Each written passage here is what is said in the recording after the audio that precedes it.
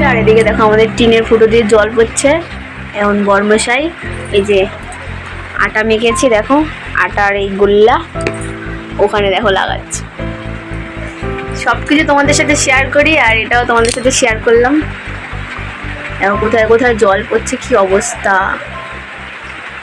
ওই যে ওখান দিয়ে জল পড়ে।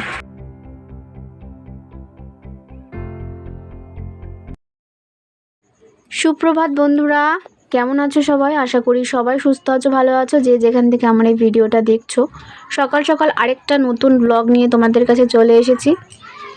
কিন্তু আগের দিন রাত্রেবেলা প্রচণ্ড বৃষ্টি হওয়াতে আমার ঘরের ওপরের যে টিন আছে সেই টিনটা তো ফুটো, তোমাদের আগের ভিডিওতে আমি বলেছি। তো সেখান থেকে জায়গা থেকে মানে ওই টিন থেকে জায়গা থেকে জল পড়ে ভেসে একাকার হয়ে গেছে। রাত্রেবেলা কি অবস্থা। বর্মশাই বাড়িতে ছিল বলে কোনো রকম ঠেকনা দিয়ে রেখেছিল। তো জানি না কতদিন এইভাবে কষ্ট করব, যতদিন না উপরে ছাদ দেওয়া হচ্ছে ততদিন এইভাবে কষ্ট করতে হবে। তো যাই হোক, এইভাবেই রাতটুকু কাটিয়েছি। আর সারা রাত্রি ধরে বৃষ্টি হয়েছে। পরের দিন সকালবেলা থেকে ভিডিওটা স্টার্ট করলাম। ঘুম থেকে উঠেই ফার্স্ট জানলাটা খুলে নিলাম আর তোমাদের গুড মর্নিং জানিয়ে দিলাম। বন্ধুরা, সকাল সকাল সমস্ত কাজবাজ কমপ্লিট, আশি কিন্তু সকালের টিফিন এখনো হয়নি। বাবুকে পাঠিয়েছি কচুরি আনতে, তো কচুরি নিয়ে আসবে। আর আমরা সবাই মিলে সকালের টিফিন বলতে কচুরিটাই খাবো। আর দুপুরবেলার দেখা যাক কি হয়। চিৎকার চেঁচিয়েছি। তো চলো পরে আসছি।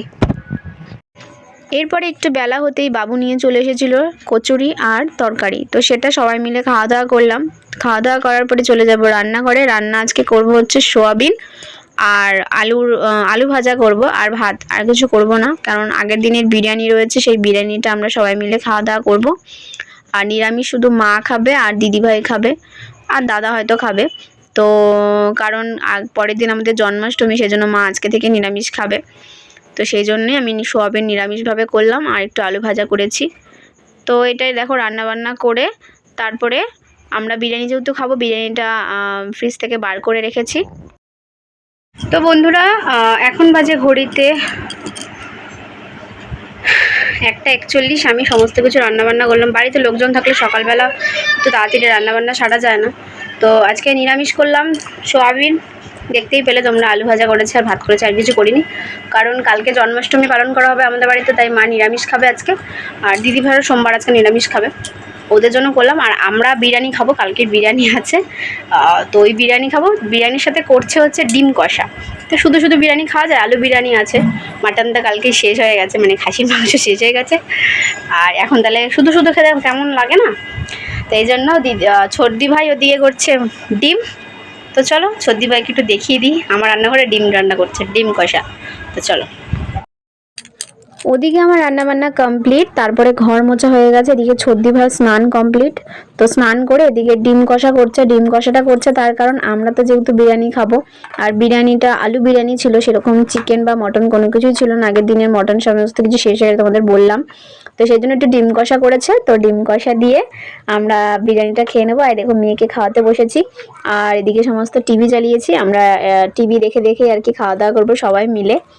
তো এই দেখো খাওয়া দাওয়া হয়ে গেছে, এবার সবাই মিলে আমরা টিভি দেখছি। টিভি দেখে এবার সবাই একসাথে ঘুমিয়ে পড়বো আমাদের ঘরে। তো চলো আমরা এখন ঘুমিয়ে নিই, তারপরে আবার সন্ধ্যেবেলা উঠে তোমাদের সাথে ভিডিওটা শেয়ার করবো। দেখো ঘড়িতে বাজে হচ্ছে এখন 4:05। এখন আমরা টিভি দেখছি। তো লাইটটা অফ করে এবার সবাই মিলে আমরা ঘুমিয়ে পড়বো। সন্ধেবেলা ঘুম থেকে উঠে গেছি, মেয়েকে খাওয়ানো দাওয়ানো কমপ্লিট। এবার বর্মশাই বাড়িতে ছিল, বর্মশাইয়ের সাথে চলে যাব হচ্ছে আমার মার বাড়িতে। কারণ আমার বোনের গোপু সোনাকে আজকে ওখানে জন্মাষ্টমীর আর কি সমস্ত কিছু নিয়মকানুন করে সাজিয়ে দিয়েছে। তো মা এই জন্য বারবার করে আমাকে বলছে একটু আসার জন্য, দেখে যাওয়ার জন্য। তো এই দেখো আমি বাড়িতে চলে এসেছি। আর এদিকে দেখো আমাদের গোপু সোনাকে কি সুন্দর করে বোন সাজিয়ে, মা সাজিয়ে গুছিয়ে সমস্ত কিছু করে আয়োজন করে দিয়েছে। ওরা সন্ধেবেলা এখন দিয়েছে, আবার রাত্রেবেলা হয়তো দেবে। তো এই দেখো বেলুন ঠেলুন দিয়ে সুন্দর করে সাজিয়ে দিয়েছে।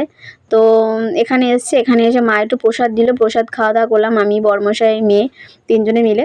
তারপরে মা আবার সমস্ত কিছু বাটিতে, টিফিন বাটিতে প্যাকিং করে দিয়েছিল ওই বাড়ির জন্য, মানে আমার শ্বশুর বাড়ির জন্য। সমস্ত কিছু নিয়ে বাড়ি চলে যাব। এদিকে দেখো তোমরা জানিও কিরকম কি বৃত্তান্ত হয়েছে। আমার মা আর বোন দুজনে মিলে করেছে। তো এদিকে দেখো মা সমস্ত সবাইকে প্রসাদ দিচ্ছিল বেড়ে বেড়ে।